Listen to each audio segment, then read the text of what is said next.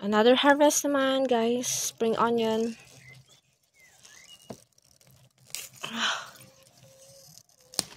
Yan, di na nakuha yung laman. Ito siya. Tabaong. Kinaykay kasi ng mga manok na yan eh. Kung di sana kinaykay, di marami-rami tayong na-harvest ngayon.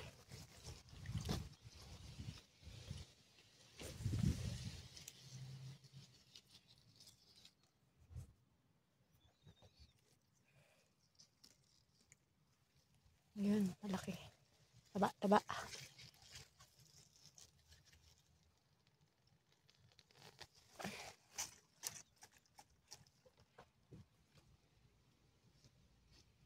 Sarap to sa salad tsaka sa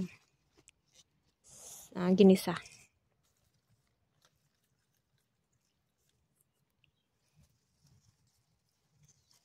Ito guys, kala nyo damo lang ito. Pero pwede po itong kainin. Pang salad. Pero dahil nandyan siya, bubunutin ko siya. Dahil sa gabal sa paglaki ng aking mga halaman. Pero pwede siya guys kainin. Halos siya sa salad. Kala ko dati, damo-damo lang. Pwede pala siyang kainin. So yun guys, meron na tayong ulit ng ulam. Thank you for watching.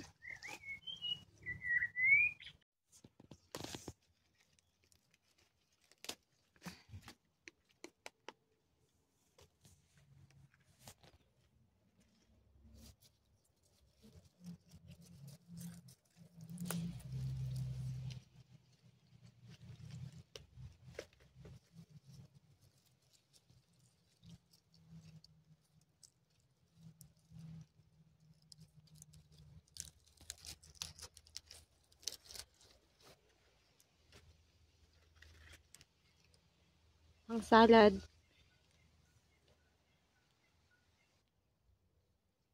So ito ngayon ang harvest natin for today's carrots, mustasa leaves, and lettuce.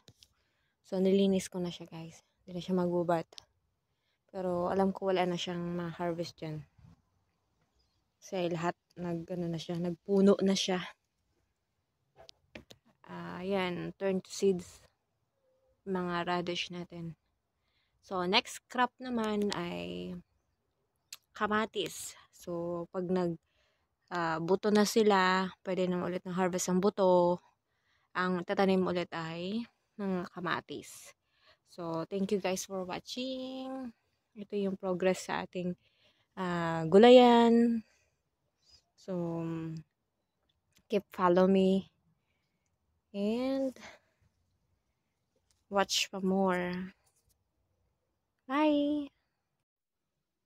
Ayan guys, habang tulog ang aking baby, namalengke muna ako sa labas. Ayan, beetroot leaves. Igigisa ko siya mamaya sa kidney beans. Ayan, ang dami kong na-harvest. Kasi ilang araw kaming di nakapag-harvest ulit. So, ayan, beetroot leaves, cauliflower, broccoli yung harvest ko ngayon.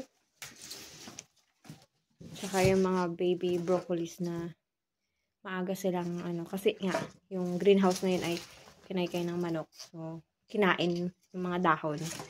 Yun na lang natira. So maliliit. Tapos ito, maliit din. Kinain nila yung dahon. 2 beses nilang kinaykay yun eh. Spring onion. Libre na yung spring onion natin. Beetroot. Tapos itong beetroot na harvest ko. Laki niya, no? Kinuha ko na.